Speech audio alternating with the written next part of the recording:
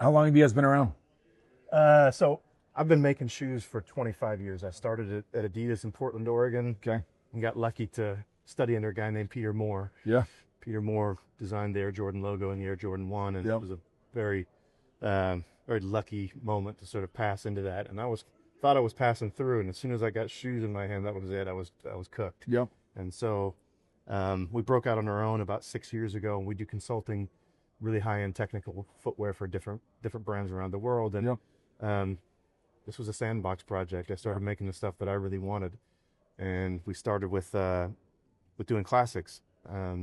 Some of the crew over here is wearing them, and I Yep. just thought to myself, I loved Adidas classics and Nike classics, and I just think they're not made that well anymore. Well, they're classics. They last forever. Yeah, and so we went to Portugal to make them in a different way. So we make they're made like dress shoes. They're sneakers, but they're really built. And naturally, we've had some connection with athletes and sport, and I'm an avid golfer myself.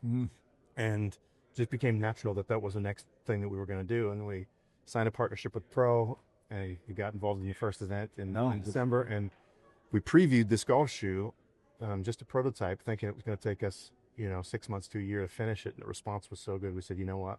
We got to have this thing done now. And That looks sweet. I'm excited. thank you.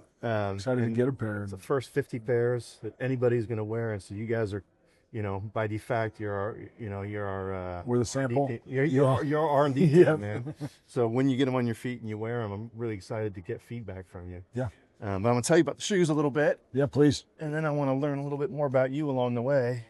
But so, thing about golf, to me, is that I find a few gaps. Okay. I think there's some great golf shoes out there, and I think there's some serious gaps. And the first one is that shoes either swing well or they walk well. Yep. And the shoes that walk well are typically pretty sloppy. And the ones that swing well sometimes are like sitting on a board. Yep. And one of the things that we do is we make technical running shoes for a brand called Craft. It's a Swedish company. They've got 20 athletes that compete in 100-mile races in the Alps. This is some of the most amazing athletes that you find. And all this stuff that we learned, we wanted to put into a golf shoe, because I think the parallel isn't taken care of. So a pro golfer walks 30 miles plus a week of an event. You're going to go out and walk a lot today. So why can't we make a shoe that really swings and grips and gives you stability, but makes it feel like you're in a running shoe? Yep. So this is a proprietary foam. It's nitrogen infused on the inside. Yeah. There's a bed of that, all that green that you see is a bed of that under your foot. And when you flip the shoe over, you can press into that from the bottom. So you're going to feel that. Yeah, it's got some give. Yeah, it's got some give, and that foam is going to take care of it. It takes care of your joints. It makes it more comfortable to walk. But if you get this way, it's firm. Yep. And that means that we're going to get the Traction. stability that we want. Yep. We've got an external heel counter that adds to that, so it keeps your foot in place. And the traction looks minimal, but there's 2 rows, we call them shark teeth, go around the outside, and that suspends your foot over the traction. So it gives you more suspension, kind of more of that feel, but it also engages that traction. And so when your weight shifts around, it's adaptive. Yep. And so we think this is going to be a really unique bottom unit. And then in terms of the rest of the shoe, there's nothing left out. So this is calf skin. It's not cheap synthetic. Yep. It's a high-grade, full-grain leathers that have a water-resistant treatment on them. It's not a fully waterproof shoe, but it has no trouble with most of the elements. It'll clean nicely. And, we wanted a shoe that looks the part. Yeah, it's a sharp-looking shoe. We just had people saying, man, I would wear that out, and that's what we want. Like, I want to blur that line. Like, why would you not wear it as a dress shoe? And then inside, the last thing is you feel this is a stretch knit. Yep. And this piece is really unique. And this is a system we call a floating fit system. So that stretch knit grabs a hold of your foot. Yep. Any friction is going to happen back here and not on your heel. Yep. And you won't feel restricted, but you feel secure. Yep. So it's like a sock in itself. Yeah, just like a sock inside of it.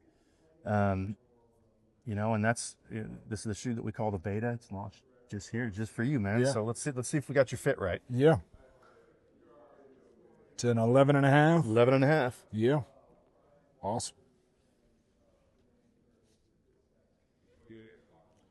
Yeah, you can already feel the stretch fit right when you put it on. Oh, good. Feel it grab. So now, when did you start playing golf? So I got a pretty interesting story. My uncle, I grew up with an uncle that played professional golf. Chris DiMarco played on the PGA Tour from think I was 3 or 4 when he got on tour. So I grew up kind of in the game, just watching him. Grew up in Orlando, Florida. So the Disney tournament was always down there. So growing up, I went to that. As I got older, my dad is older than Chris by 7 years, and Chris was talking about having kids, and he said, "Why don't you try our kids first on tour?" So me and my sister went on tour with Uncle Chris every summer for 2 to 3 weeks as like a beta to see if if kids were going to be in play within the professional golf world, and so been to the. No, so wait a minute. He ended up having kids. I got to see if you passed the test. Yes, Okay, he has 3, and they're right. So you did all right. You didn't misbehave too much. No, I tried not to. He has one that's actually he has McKenzie status right now, so he's following in Dad's footsteps and playing professional golf. So you played football at the highest level, and now you got some golf, you got some history with it. What do you find is the same and is different about the golf sports, the experience? Yeah, golf is a lot more mental. Football, obviously, a physical sport. You spend a lot of time in meeting rooms and that stuff kind of getting prepped. But when you're out on the field, you kind of play free. Golf's a little different. You have to methodically think about every shot. It's for me, golf's kind of an escape. It's a way to compete. It's a way to be outside. It's a way to be social, and also like competitive. So it is. We have 4 young kids, 9, 6, 3, and 2. So I don't get to golf quite as much as I'd like to. It comes back. Yeah, it will. 15 and 18 now, so I had a big gap. My game was terrible during those years. And my handicap has gone up 1 point for every kid I've had. I didn't know there was a mathematical equation for it. Mine might be worse than others, but there's definitely a correlation. Right on. So and by the way, this is your first time at the pro. I mean, there's only been 2 of them. So what's your experience been like so far? We're only day in. I mean, this is a first-class event. You go downstairs and meet Emily and staff. They show you around in the locker room. I feel like I'm in an NFL locker room. The food service is incredible. Shuttle over to golf. The golf course is incredible. Service over there. The wind was blowing pretty good today, so it kind of humbled me a little bit. But hopefully that drops down so my game can feel a little bit better for tomorrow and moving forward. Yeah, there you go.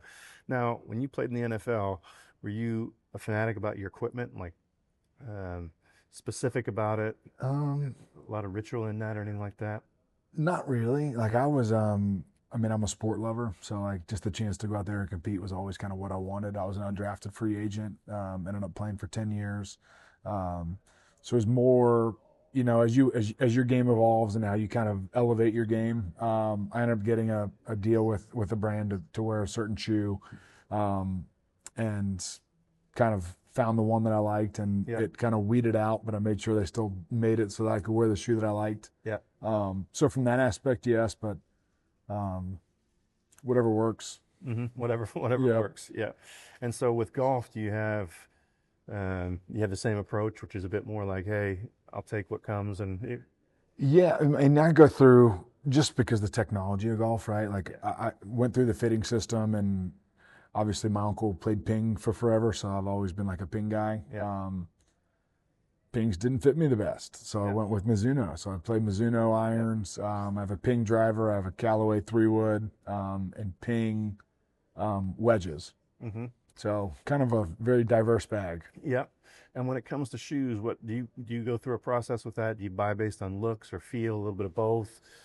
You rotate shoes? Yeah, I mean, as a dad of 4, it's more like what's practical, what feels good on my feet. We're out and about a bunch. We got kids doing youth sports every which way possible right now, so we're out and about and on our feet a bunch. So something that's good and healthy for our feet, and also kind of looks good and blends well with just about anything.